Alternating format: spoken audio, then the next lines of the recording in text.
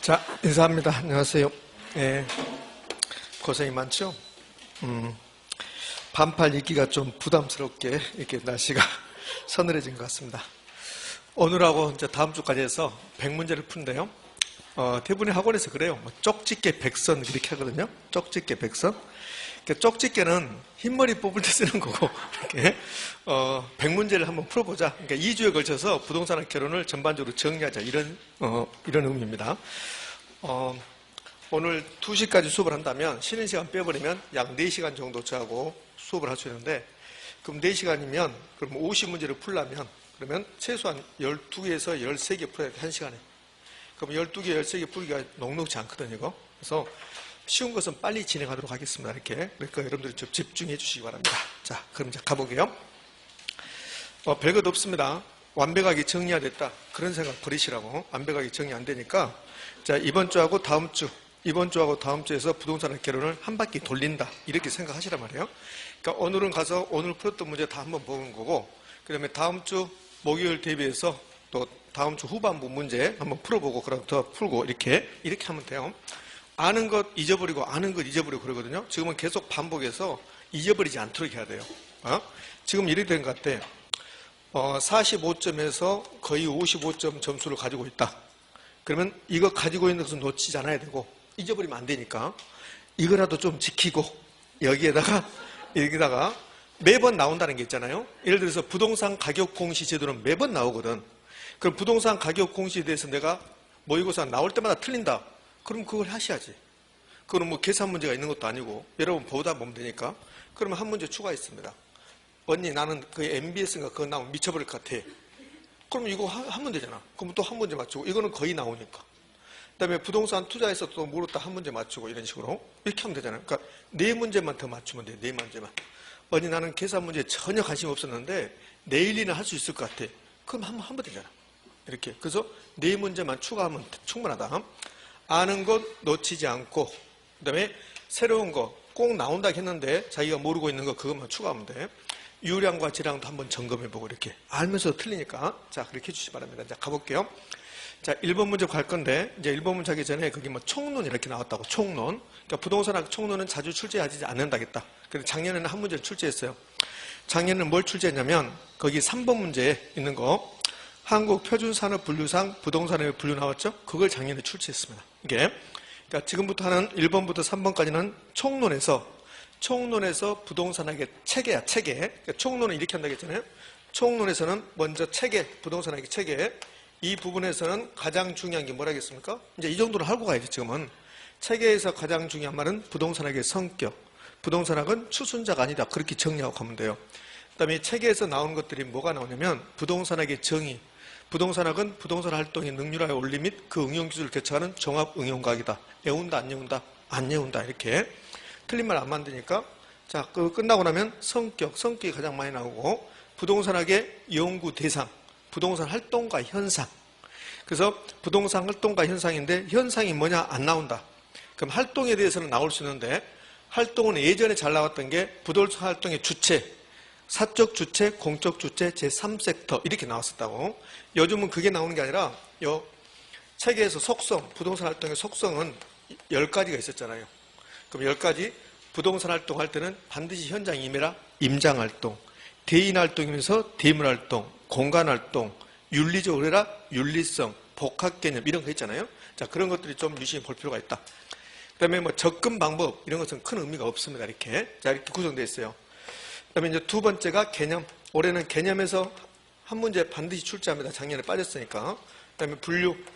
여러분이 많이 좋아하는 택지, 부지 이런 거. 그 다음에 부동산의 특성, 개별성 이런 것들 이렇게 되어 있습니다. 자, 그러면 이게 총론이니까 여기서 3문제 나오면 개념, 분류, 특성이 나올 수 있다. 이제 가봅시다. 1번 문제부터. 1번 문제는 이제 부동산학의 체계에 관한 겁니다. 자, 옳은 것은 그렇습니다. 그럼 1번, 부동산학은 부동산 활동의 능률화의 원리 및 그 응용기술을 개척하는 종합 응용과학으로. 여기까지 옳은 말이야. 여기까지는 지문 4번, 5번 나왔습니다.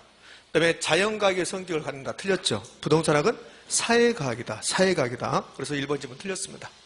2번, 부동산학의 연구 대상은 부동산 활동과 현상이다. OX? O. 이게 답입니다. 이거. 얘도 26회 때 나왔던 지문입니다. 자, 3번. 일반적으로 부동산 활동은 일반 소비 상품을 대상으로 하는 활동과는 달리 장기적 비례에서 부동산 활동을 할 때는 앞으로 어떻게 될 것인가 잘 생각해라. 장기적 생각해라. 장기적으로 생각해봐라. 결정되고 실행되는데 이는 부동산과 관련이 있습니까? 영속성과 관련이 있다. 영속성, 장래, 미래, 예측 이런 말이 나오면 영속성이다. 그래서 틀린 질문. 4번 부동산에게 추구하는 이념이 세 가지가 있어요. 효율성, 형평성, 합법성이 있는데 그런데 이 효율성과 합법성이 이제 문제가 되는데요. 민간이 부동산 활동을 한다. 민간을 사적 주체라고 한다고.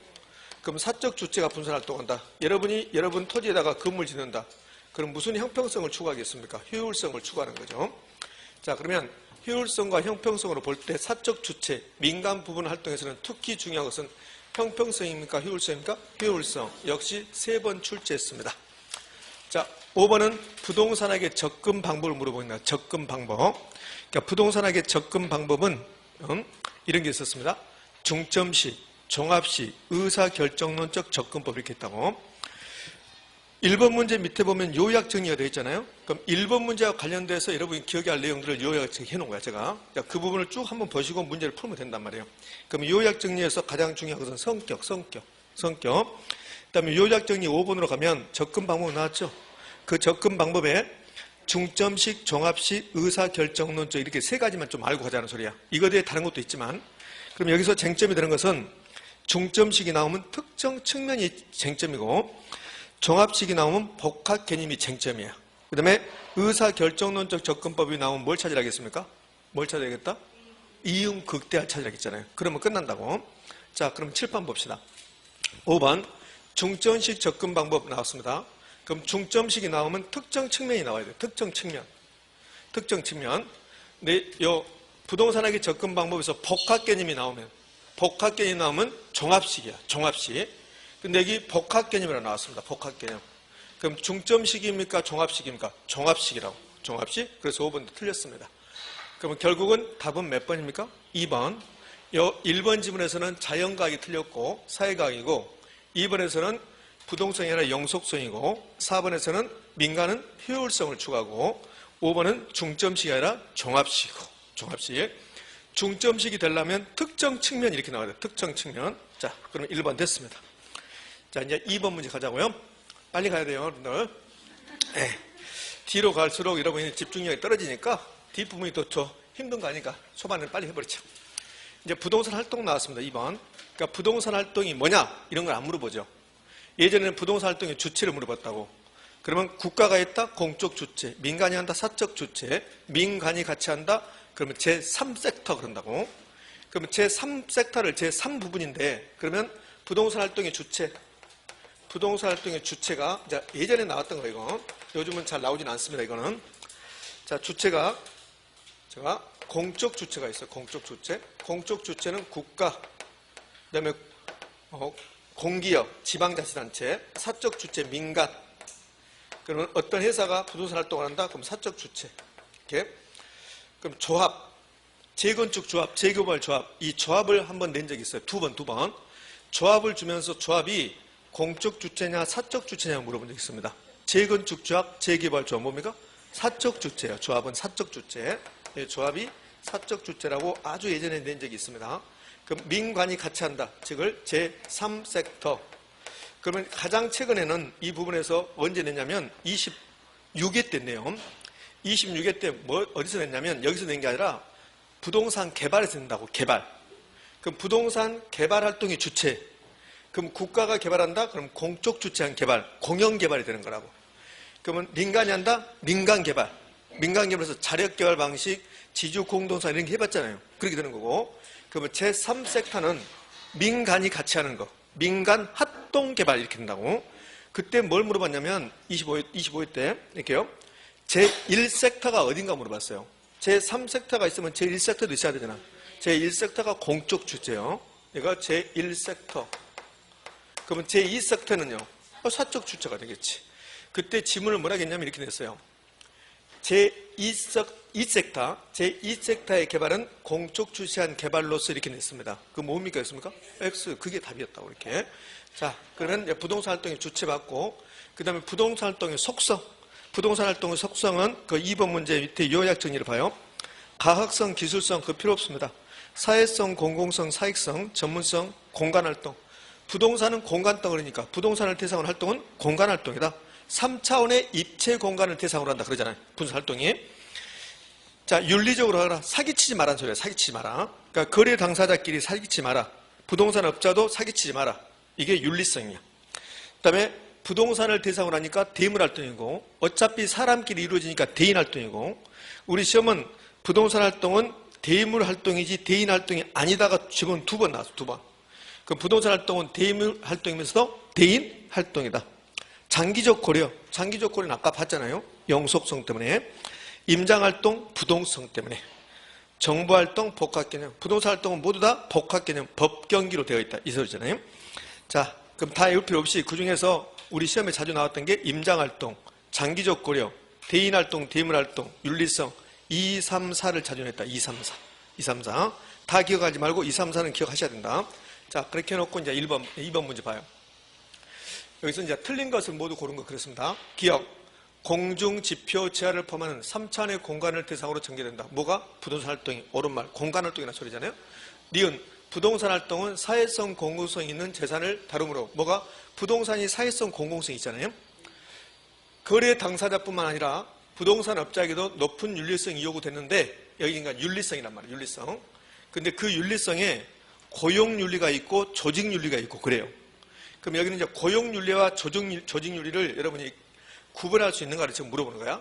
그럼 고용윤리란 부동산 업자와 종업원 간의 윤리성을 의미한다. 이게 옳은 말이야. 그러니까 고용이잖아요. 고용. 주동산 업자가 종업원을 고용했잖아요. 그럼 부동산 업자와 종업원 간의 관계, 중개업자와 사무실의 종업원 간의 관계, 그게 윤리적으로 해라. 그걸 고용윤리라고 그래요. 고용윤리. 그럼 여기 이제 조직윤리가 있는데, 조직윤리는 부동산 업자 간의 윤리로 해라. 부동산 업자 간에. 그러니까 부동산 업자 간의 윤리를 조직윤리다 이렇게 표현하는 거예요. 조직윤리다. 이 두 가지만 좀 구별할 필요가 있습니다. 부동산 활동은 윤리적으로 해라. 맞죠? 윤리성. 그런데 그 윤리성에 4가지가 있어요. 고용윤리, 조직윤리, 서비스윤리, 공중윤리 있다고. 근데 이 2가지는 좀 기억할 필요가 있다. 종업원을 고용했다. 그럼 고용윤리가 되는 거지. 이렇게. 자, 그러면 기억 옳은 말이고 니은도 옳은 말인가요? 예. 자, 디귿. 부동산 활동의 범위는 부동산 활동은 어디까지 하느냐? 법률적, 경제적, 기술적, 복합개념으로 이루어진단 말이죠. 그래서 옳은 말.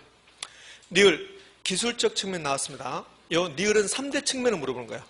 부동산 활동도 복합개념으로 이루어지죠. 복합개념. 그 복합개념은 법경기가 나와야죠. 법경기. 법률적, 경제적, 기술적. 법률적, 경제적은 형태가 없다. 무형. 기술적은 뭡니까? 유형. 이거 물어보는 거야. 이거. 그러니까 시험 지문에 기술적이 나오면 뒤에 유형인가 무형인가를 잘 보셔야 한다는 소리지. 그럼 부동산 활동 중 무형적 측면 틀렸죠. 무형입니까? 유형입니까? 유형. 그래서 틀린 겁니다. 이렇게. 그러니까 기계적으로 하시면 돼요. 시험 지문에 기술적 나왔다. 그러면 뒤에 유형, 무형이 어떤 거 나온가 보면 된다고. 유형 나오면 옳은 말인데 무형 나오면 틀린 말이라는 거. 그래서 니을은 틀렸습니다. 미음. 부동산 활동은 임장 활동으로 이루어지는데 임장 활동 현장 임해라. 부동성 때문이다. OX? O입니다. O. 자, 그 다음에 마지막에 부동산 활동은 부동산을 대상으로 전개되는 대물 활동이며 대인 활동으로는 볼 수 없다. 틀렸죠. 대인 활동이면서 대물 활동이다. 그래서 틀렸습니다. 그래서 굳이 답을 따져보면 기역, 니은, 디귿에다가 미음 포함하니까 답이 몇 번입니까? 1번인가요? 예. 5번인가요? 아, 틀린 거구나. 미안합니다. 저는 옳은 걸로 봤네. 미안해요. 틀린 거. 한 문제 틀렸다고 막 그렇게 기를 쓰고. 자, 그래요. 그렇게 좋습니다. 예, 이제 정을 뗄 때도 됐잖아, 이제. 이제 정을 떼야지, 이제. 자, 이제 됐고, 이제 체계에서 3번 문제, 체계에서 마지막 문제. 얘는 사실은 올해 출제될 확률은 약간 좀 떨어집니다. 이거는 작년에 출제했거든요. 이게 매년 출제하는 게 아니에요. 한 4년 만에 한 번씩 이렇게 출제하거든요. 28회 때 출제했고 31회 때 출제했으니까 3년 만에 출제했거든요. 28회 출제하기 전에는 24회 때인가 25회 때인가 출제했다. 그러니까 3, 4년 간격으로 한 번씩 출제한다 이렇게요. 자, 그러면 여기 표준산업분류상 부동산의 분류에서 포인트는 뭐였습니까? 혹시 기억나나요? 포인트, 첫 번째 포인트가 뭐였던가? 네가 해라, 이씨. 비도 오는데. 이게 포인트 있잖아요. 부동산 관리업은 기타 관리업이 없다는 거. 이게 첫 번째 포인트잖아요. 첫 번째. 기억나시나요? 민법은 포인트 잘 알고 가더만, 결혼은 포인트. 짠짜잔. 나왔네. 이게. 나왔잖아요. 여기 봐봐요. 여기 앞에가 대분류가 있어, 대분류. 그러니까 부동산업을 크게 분류하면, 이제 우리나라 산업을 크게 분류하면 부동산업이 있고, 중분류도 부동산업이고, 소분류, 세분류, 세세분류인데, 세세분류 이렇게 나왔어요. 이렇게는 안 나와요. 다음 중 세세분류인 것은 이렇게는 안 나올 겁니다. 나온다 하더라도. 자, 그러면 소분류, 이렇게 두 개 나누고, 또 세분류가 있고, 세세분류인데, 보면, 세 개, 근데 이거 두 개야. 주거, 비주거, 기타. 주거, 비주거, 기타. 근데 관리업은 주거하고 비주거만 있다는 거야. 기타 부동산 관리가 없다는 거. 이게 첫 번째 포인트. 이걸 가지고 한번 답을 준 적이 있다고, 이렇게. 이게 첫 번째 포인트고, 그 다음에 이제 어쩔 수 없이 기억하셔야 돼요. 부동산업은 부동산 임대 및 공급업, 부동산 관련 서비스업. 작년에는 다음 중 부동산 관련 서비스업이 아닌 거 그랬다고. 그 부동산 관련 서비스업인 것은 여기 있는 거 다 부동산 관련 서비스업이라고. 요거 아닌 거 찾는 거야. 여기서 찾아내야지, 이렇게. 예? 그러니까 임대 및 공급업이 있고 부동산 관련 서비스업이 있다. 선생님, 나올 확률은요? 확률 50% 미만이다. 더 줄여봐라. 더 보수적으로 해봐라. 더 보수적으로. 30% 미만이다. 어쩌면 다음 주 되면 20% 미만이 될 수 있어요. 자, 그럼 하라는 소리야, 하지 말라는 소리야. 가끔 보라는 소리야. 가끔. 그죠? 모르죠, 또. 2년 연속 나와버릴 수도 있으니까 그런 차원에서 하는 겁니다. 임대 및 공급업. 임대 및 공급업은 임대업하고 개발 공급업으로. 그럼 여기는 임대 및 공급업은 임대업하고 개발 공급업 여기까지 알면 이제 다 끝나는 거야. 그 다음은 주거용, 비주거용, 기타. 주거용, 비주거용, 기타. 이렇게. 그러니까 이거 보면 복잡한 것 같지만 여기 구별하고 이 두 개는 임대하고 공급을 나눠주는데 공급하려면 개발해야지, 개발. 이렇게 한다고. 그 다음에는 나머지는 할 거 없잖아요. 주거용, 비주거용, 기타. 그렇죠? 그 다음에 부동산 관리업이 있는데 이거는 기타가 없다. 그러니까 의외로 쉽습니다. 외우는 거는. 부동산 중개 자문 및 감정 평가업은 부동산 중개 및 대리업, 투자 자문업, 부동산 감정 평가업. 컨설팅업이 있습니까? 없죠. 컨설팅업. 그런 게 이제 답이 된단 말이에요. 컨설팅 뭐 없구나, 이렇게. 자, 그러면 이제 문제를 가보자고요. 자, 이 문제에서 설명으로 틀린 거 그랬습니다. 5번이에요, 5번. 쉽게 줬으니까 제가. 부동산 관리업은 주거용, 비주거용, 기타 부동산 관리업으로 분리된다. OX, X. 답이 5번. 자, 이제 부동산 개념으로 갑시다. 올해 시험은 부동산의 개념은 거의 100% 출제할 걸로 생각됩니다. 작년에 부동산의 개념을 출제하지 않았기 때문에 그래요. 그럼 이제 부동산의 개념 그러면 그 책 보면 요약 정리, 자료 보면 요약 정리, 4번 밑에 요약 정리 보면 부동산의 개념 그러면 복합 개념의 부동산, 그 다음에 복합 부동산 두 개를 구별할 수 있어야 된다. 복합 개념의 부동산 그러면 법경기, 복합 부동산 그러면 토지 플러스 건물 이렇게. 토지하고 건물 하나의 부동산을 보겠다. 그게 복합 부동산. 복합 개념 부동산은 법경기. 이 법경기를 나누면 그러면 법률적 개념은 좁은 의미의 부동산, 넓은 의미의 부동산. 좁은 의미의 부동산은 민법상 부동산, 토지 및 그 정착물. 여기에 준부동산을 더하면 넓은 의미. 경제적 개념은 5가지만 기억하시면 되잖아요. 자산, 자본, 생산요소, 소비재, 상품. 기술적 개념은 다른 말로 물리적 개념이고 공자위환. 됐습니까? 네. 여기에다가 우리 이제 준부동산이 뭐냐? 준부동산은 본질이 부동산이 아닌데 등기 등록으로 공시한다면 부동산처럼 해주겠다. 그런 것들을 준부동산이라고 하는데 자동차, 선박, 항공기, 강업재단, 공장재단, 어업권 이런 것들이다. 이들은 부동산의 분류 중에서 법률적 개념에 속한다. 넓은 의미입니까? 좁은 의미입니까? 넓은 의미에 속한다. 되셨죠? 그 내용이 이제 큰 틀이라고. 자, 그러면 이렇게 틀 잡고 이제 보자고요. 자, 옳은 것은 그랬습니다. 1번, 민법상 부동산인 토지 및 정착물과 준부동산을 합하여 복합 개념의 부동산이라고 한다. O입니까? X입니까? X죠, X. 민법상 부동산인 토지 및 정착물과 준부동산 합표 복합개념 분산을 한 게 아니라 뭐라고요? 넓은의미 분산, 넓은의미 틀렸습니다. 2번 토지 및 정착물의 준부동산 합하여 복합부동산을 하고 이는 법률적 개념이다. 말도 안 되죠. 토지 및 정착물의 준부동산, 토지 및 정착물이 여기는 협의의 부동산, 준부동산을 포함시켰습니다. 그럼 복합부동산이 아니라 넓은 의미의 부동산, 강의의 부동산이라고 하지. 넓은 의미의 부동산이라고 하고 이는 법률적 개념이에요. 이건 맞아요. 법률적 개념이라는 건 맞죠. 토지, 정착물, 준부동산 이게 법률적 개념이니까. 근데요 복합부동산이 틀린 거죠. 복합부동산 토지, 건물 복합부동산 하니까. 말장난 같아요. 3번 공장재단, 어업권, 자동차 등의 준부동산은 부동산과 유사한 공시 방법을 갖춤으로써 넓은 의미의 부동산에 포함된다. OX? O. 이게 답이죠. 자, 얘들이 준부동산이잖아요. 그 준부동산은 부동산과 유사한 방법으로 공시한다. 등기, 등록으로 공시한다는 소리예요. 그래서 넓은 의미의 분산에 속한다. 여기 준부동산은 넓은 의미다. 그래서 답이 3번. 4번 생산재, 소비재, 강업재단은 경제적 개념의 부동산으로 분류되고 틀렸죠. 강업재단은 준부동산이니까 경제적 개념이 아니라 법률적 개념이죠. 그다음에 자연, 공간, 위치, 환경은 기술적 개념. 이건 맞죠. 근데요 강업재단이 빠져야지 옳은 질문이 되겠네. 5번 복합부동산이란 토지와 부동산과 관련하여 기술적 개념, 경제적 법경기가 나오면 복합부동산입니까? 복합개념. 복합개념. 자, 그 밑에 확인 지문 같은 것도 제가 중요한 지문을 다 해놨으니까 여러분 보셔야 돼요. 아마 이것만 보더라도 충분히 계산 문제는 이제 좀 들어간 것도 있고 빠진 것도 있는데 계산 문제 꼭 풀어본 것도 해놨고 이것만 보더라도 60점 넘어가는 데는 아무 지장이 없다. 시험 볼 때까지 이것만 해도 됩니까? 이것만 해도 돼요. 그치? 근데 하다 보면 싫어질 거야. 눈에 익어서. 자, 이제 5번 문제 갑시다. 5번 문은 정착물이네요. 그럼 정착물이 나오면 가장 중요한 말은 뭐라겠습니까? 토지 정착물은 두 개로 나눠진다는 거. 토지 정착물은 토지로부터 독립성이 있는 것과 없는 걸로 나눠진다는 거. 그게 가장 중요한 말입니다. 그러면 토지로부터 독립성이 인정된다? 독립정착물. 무엇이 있을까? 건물, 명인방을 갖춘 수목, 등기된 임목, 그 다음에 농작물, 이 정도. 이 네 가지는 토지로부터 독립성이 인정된다. 얘들은 토지 소유권의 효력이 미친다, 미치지 않는다? 미치지 않는다. 토지하고 별개로 거래의 대상이 될 수 있다. 그러나 종속정착물은 정착물인데 토지의 구성 부분, 토지의 일부분에 지나지 않는다. 토지 소유권의 효력은 미친다.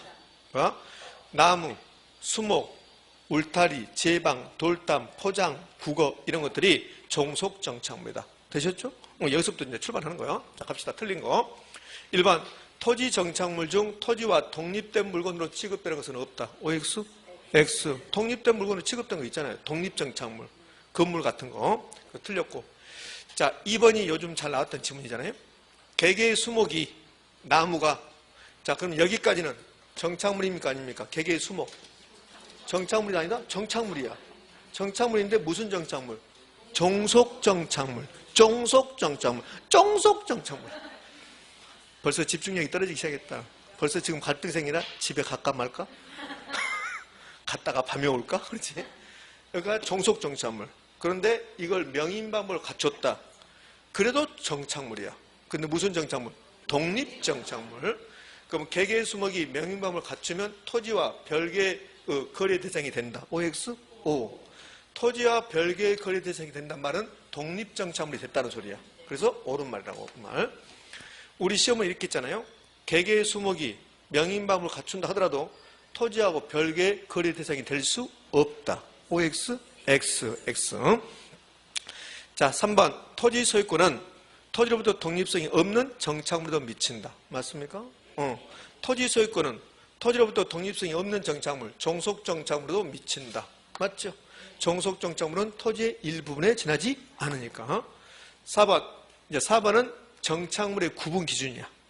정착물의 구분 기준은 세 가지 정도만 기억하시면 돼.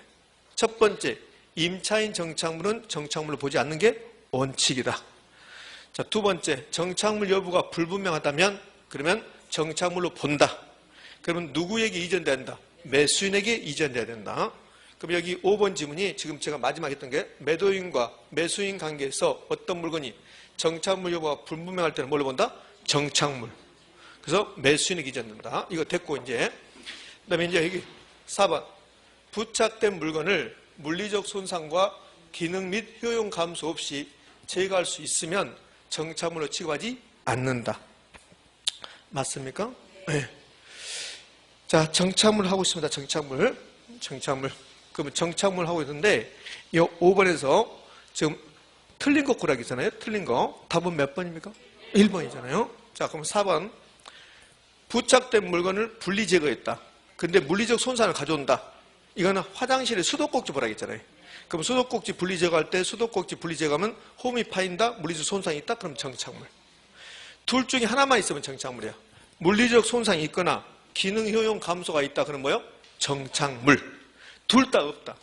분리 제거할 때 손상도 없고 기능 효용 감소도 없다. 그러면 정착물로 보지 않고 동산, 건물과 별개, 달력, 그림, 거울, 액자 이런 거. 자, 4번.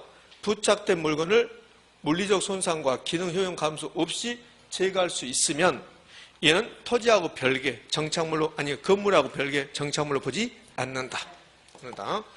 그래서 답은 몇 번입니까? 1번. 뭐 이 정도 하시게요. 정착물도 아주 빈번하게 나오는 거 아니니까. 역시 확인 지문 다 보셔야 돼요. 자, 이제 6번 문제 갑시다. 6번 문제, 이제 부동산의 공간성 이렇게 했는데요. 다음은 토지 소유권의 공간적 범위에 관한 내용이 다 틀린 것은 그렇습니다. 그러니까 이거잖아요. 얘는 뭘 기억하셔야 되냐면 우리 민법은 토지 소유권을 입체적으로 규정하고 있다. 우리 민법을 보면 토지 소유권은 정당한 이익의 범위 내에서 토지 상하에 미친다고 하고 있다. 그러면 수평공간 토지입니다. 그 다음에 공중공간도 토지입니다. 지하공간도 토지죠.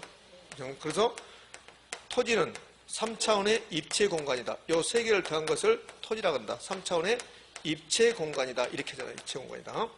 그래서 부동산 활동이 공간 활동이 되는 거고, 그 부동산 가격은 수평 공간의 가격일까요? 이 3차원의 입체 공간을 합친 걸까? 합친 것이다. 그게 우리 시험 지문이야. 그러니까 부동산을, 토지를 공간 덩어리니까 부동산과 관련된 것은 모든 다 공간하고 관련된다. 부동산 관련 법도 수평 공간에 대한 법만 만든 게 아니라 공중공간, 지하공간에 관련된 법을 만들어야 된다. 그래서 부동산 법도 공간에 대한 법이 된다.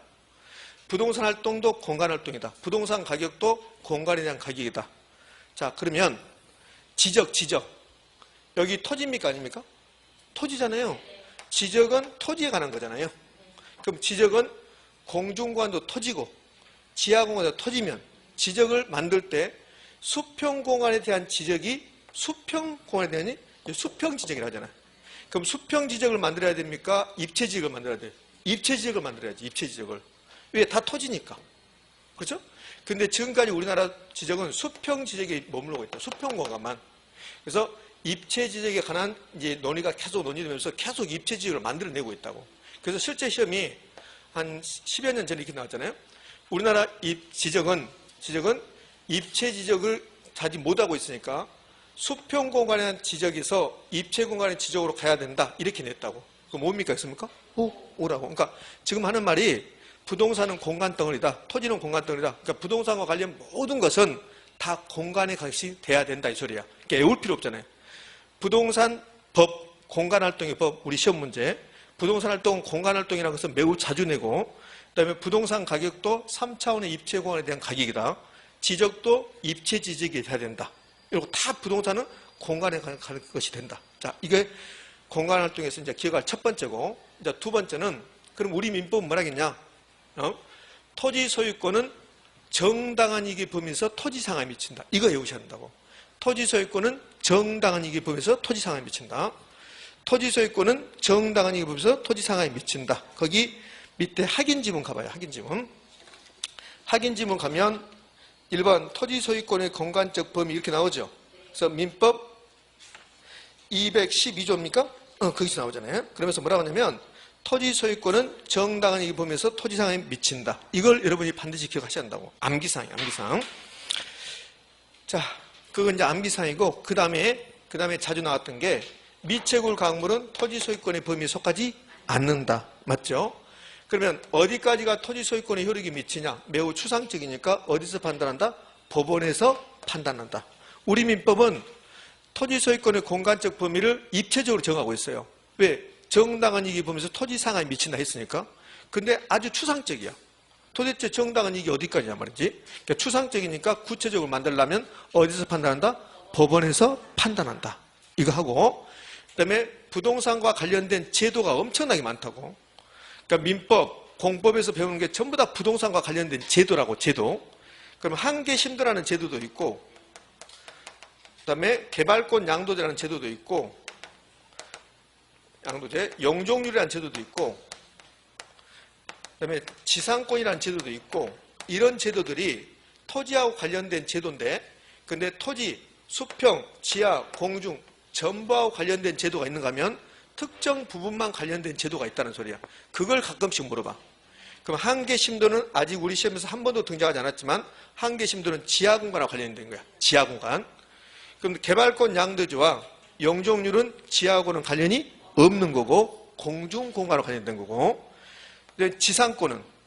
지상권은 공중, 수평, 지하 전부 다 관련되어 있는 거야. 왜 갑자기 싸늘해집니까? 자, 이 수평 공간에다 당연히 지상권 설정할 수 있죠. 그러면 여기 토지 상하에 일정 공간을 정하여 지상권 설정할 수 있습니까? 없습니까? 있죠. 이름하여 무슨 지상권? 구분 지상권. 그러면 지상권은 전부 다 관련되어 있고, 여기 한계심도라든지 개발권 양도제, 영종률은 특정 부분만 관련되어 있다. 됐습니까? 그건 이제 가끔씩 물어본다. 자, 이게 기본으로 깔고, 자, 봅자고요. 자, 기억. 그래서 틀린 거 고르겠습니다. 틀린 거. 기억.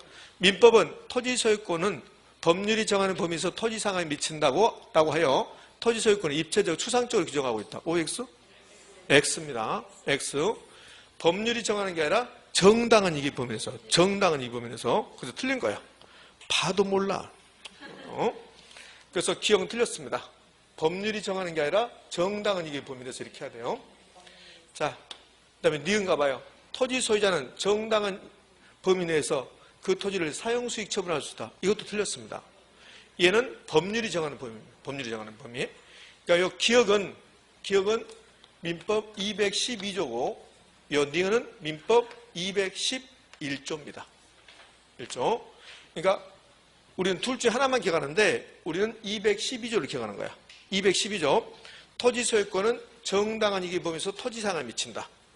그 다음에 211조는 토지 소유자는 법률이 정하는 범위 내에서 토지를 사용수익 처분할 수 있다. 이렇게 해야 되거든. 이렇게. 그러니까 둘 중에 하나만.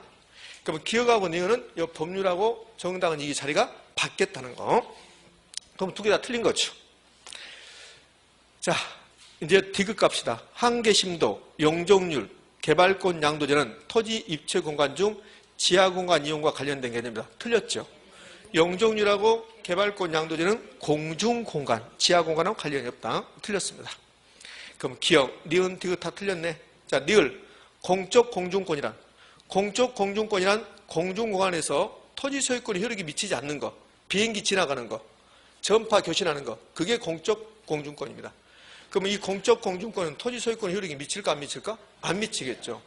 일정 범위까지 공중권을 토지 소유자가 개인적으로 이용 관리할 수 있는 권리를 지칭한다. OX? X죠. X. 얘는 공적 공중권이라 사적 공중권이 그런 거예요. 사적 공중권. 그래서 공적 공중권은 토지 소유권의 효력이 미치지 않으니까. 자, 그러면 니은 틀렸고, 니을 틀렸고, 미음, 지하공원에 대한 공익사업으로 손실이 발생할 경우 손실 보상가액 평가를 위해서 한계심도를 고려하게 된다. 한계심도라는 게, 자 봅시다.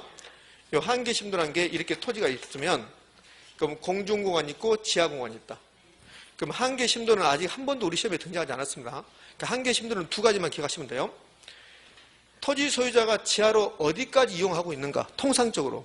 그럼 토지 소유자가 통상적으로 여기까지 이용한다. 그럼 여기까지만 토지 소유권을 인정하겠다는 소리. 이걸 한계심도라고 해요. 한계심도. 그럼 한계심도는 수평공간, 공중공간, 지하공간 중에서 지하공간하고 관련되어 있다는 거예요. 그럼 왜 한계심도라는 개념을 도입됐냐면 서울에서 먼저 도입하는데 서울시 특별시 조례가 있어. 조례가. 서울시는 지하에 전부 다 지하철이 가잖아. 지하철. 그러면 지하철이 한계심도로 밑으로 가면 보상하지 않겠다.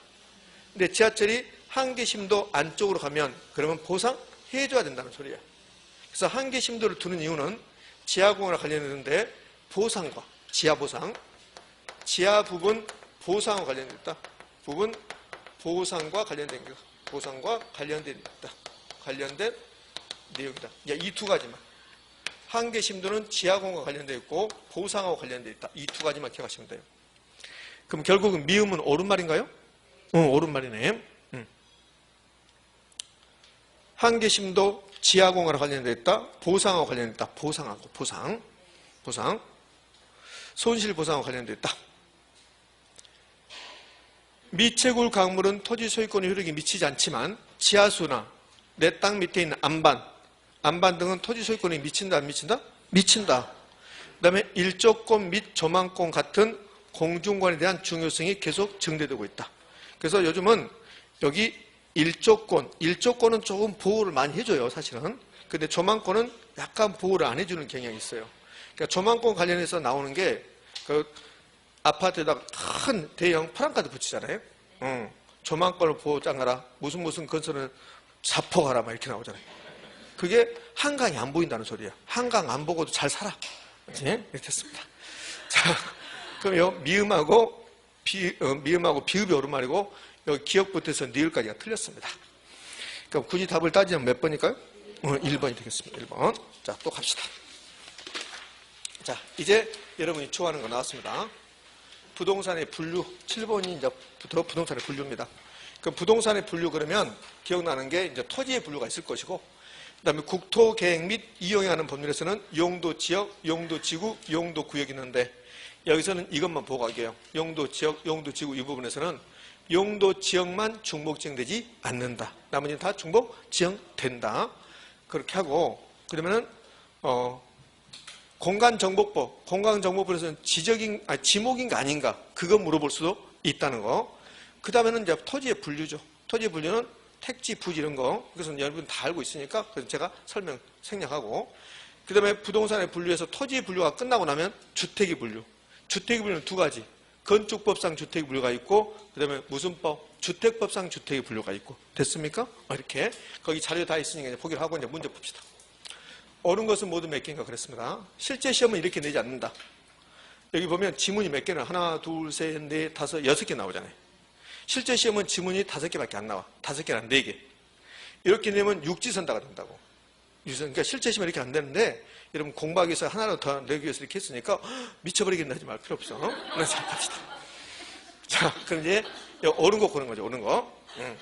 그러니까 7개를 계속 연습하다 보면 5개 나오면 편해지겠지.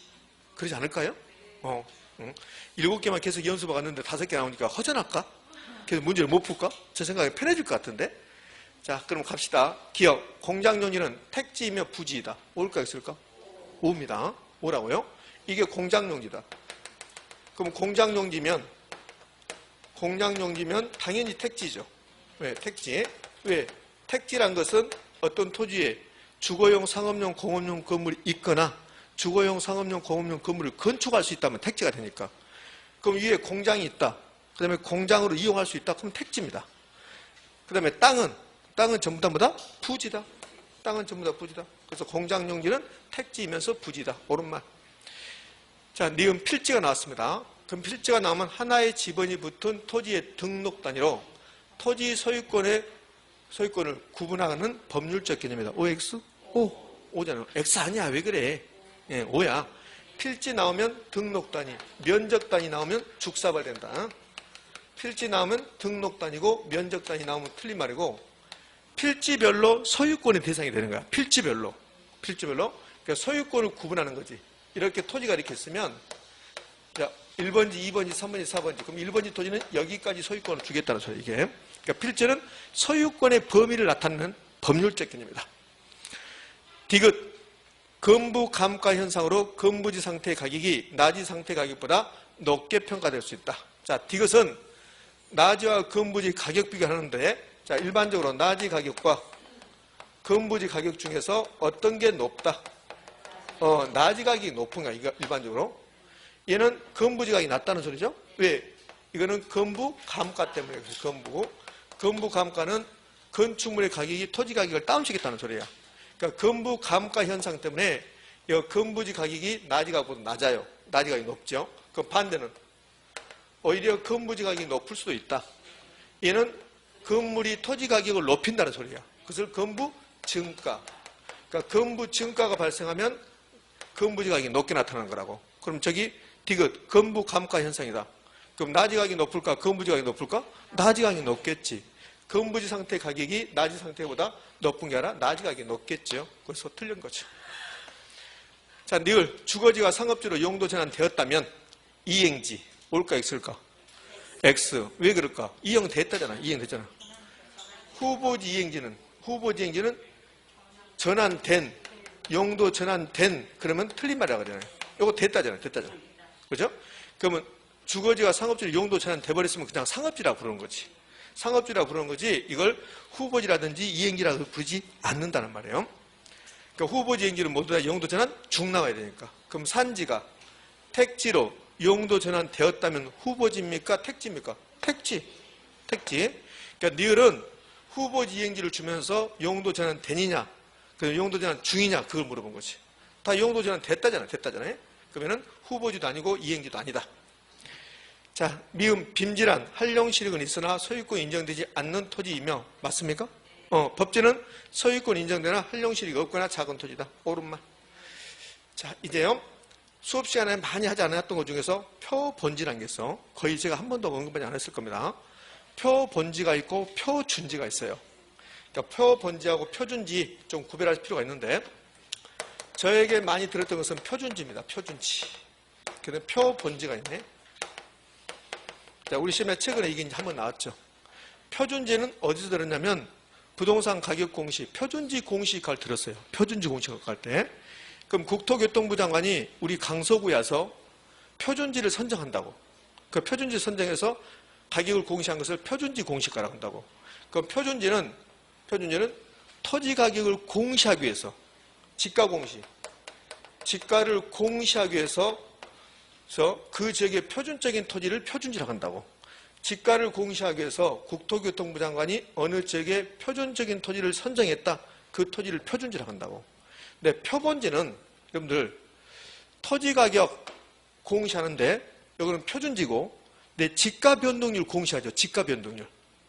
그거 안 들어보셨습니까? 공법 시간에 할 건데 지가 변동률 공시한다고. 우리나라는 행정구역별로 그러니까 서울특별시 강서구, 서울특별시 금천구 이렇게 행정구역별로 분기별로 지가 변동률을 이렇게 공시해 준다고. 지가 변동률.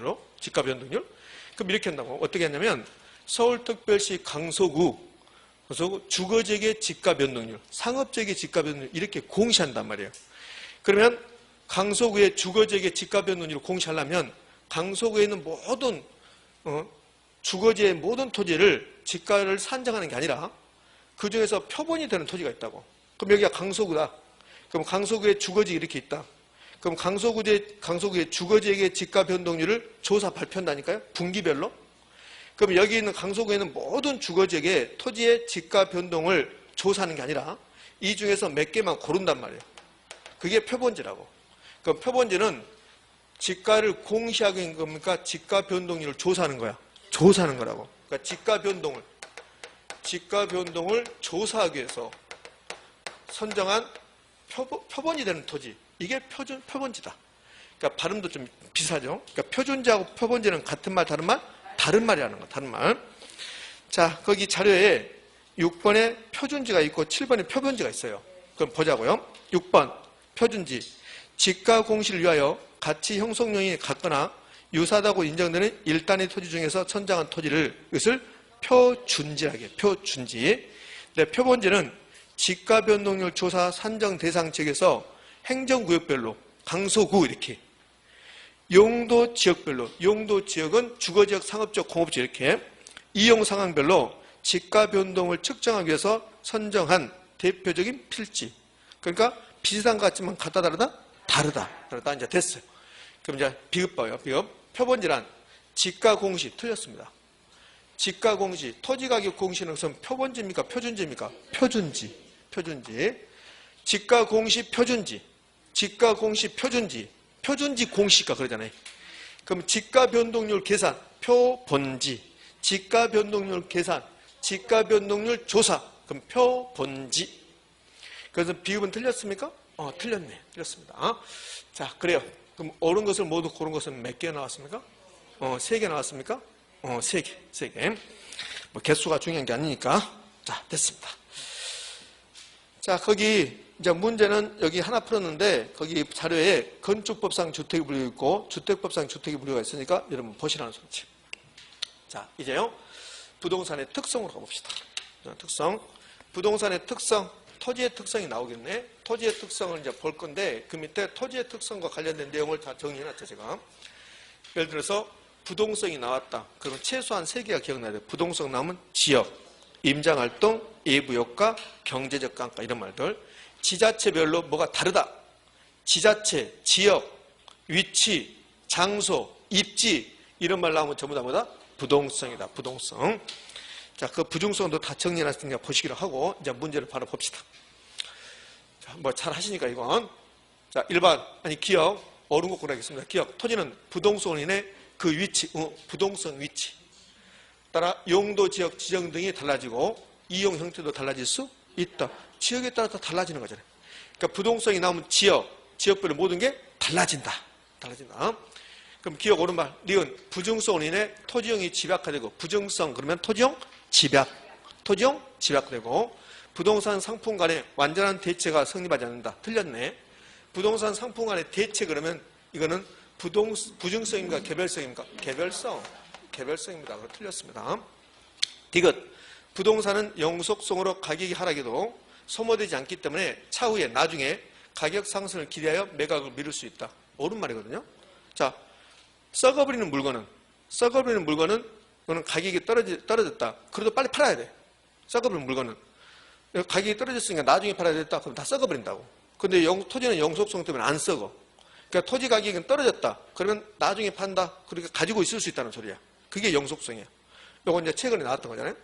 부동산은 영속성으로 가격이 떨어져도 그럼 썩어버리는 물건은 가격이 떨어질 것 같으면 싸게라도 팔아야 되잖아. 싸게라도. 근데 토지는 그럴 필요 없다는 소리야. 영속성 때문에. 그러니까 토지는 부동산은 영속성으로 가격이 하락해도 소모되지 않는다. 썩지 않는다. 그래서 나중에 차후에 가격 상승을 기대하여 매각을 미룰 수 있다. 나중에 팔게요. 이렇게 할 수 있다는 소리야. 그러면 나중에 팔게요. 이렇게 할 수 있는 것은 부동성 때문이다. 부중성 때문이다. 영속성 때문이다. 영속성 때문이다.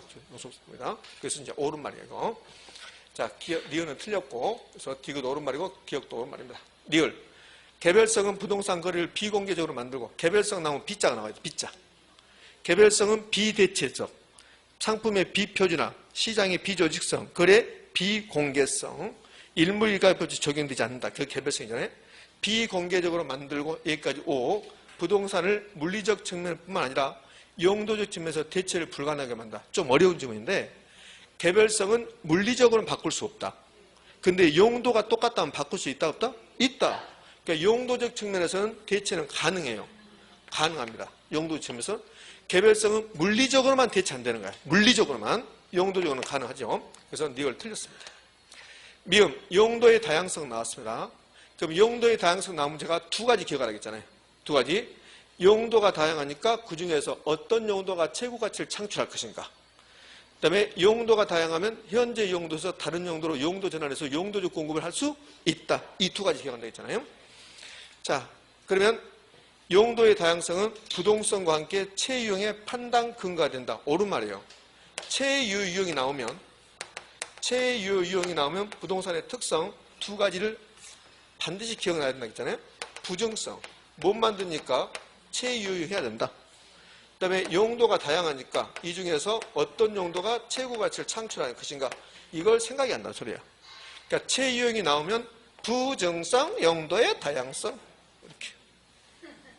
됐습니까? 자, 그러면 토지용 집약화. 토지용 집약화가 나왔습니다. 토지용 집약화. 토지용 집약화가 나오면 하고 싶은 말 해보세요. 부정성 때문에 토지용을 집약화시키나 또 비싸니까 집가고 지난주에 했던 것 같은데요. 지난주에 1번 문제 풀 때 이거 했던 것 같은데 전혀 기억이 없습니까? 정확히 일주일 전입니다. 7일 전에 지난주에 1번 문제 풀 때 이거 했어요. 지난주에 여러분들은 이제 1번 문제 푼 게 아니라 지난주에 처음 수업할 때, 지난주가 정책론 했었잖아요. 정책론 할 때 직가고 현상할 때 이거 했었다고 이렇게. 자, 됐어요. 그럼 이제 미음은 옳은말, 틀린말? 옳은말. 예, 틀린말, 틀린. 미안해요. 부동성이라 부증성이니까. 그죠? 부증성이니까 틀린 말이죠. 자, 그 다음 마지막에. 병합분할 가능성은 거의 나오지 않고 있다. 근데 병합분할 가능성은 큰 토지가 있으면, 이렇게 큰 토지가 있으면, 그러면 다 쓸 수 없으니까 이렇게 분할해서 사용할 수 있다. 그죠? 토지는 인간이 분할할 수도 있고 병합할 수 있다는 소리예요. 적은 토지, 여기 지금 필지가 4개 있는데 이걸 다 병합해서 이용할 수도 있다. 이렇게. 그게 병합분할 가능성이야. 그럼 가장 최근에 나왔던 것은 토지는 이용 주체, 사용하는 사람 목적에 따라서 병합할 수도 있고 분할할 수 있다. 그게 가장 최근에 나왔던 지문이에요.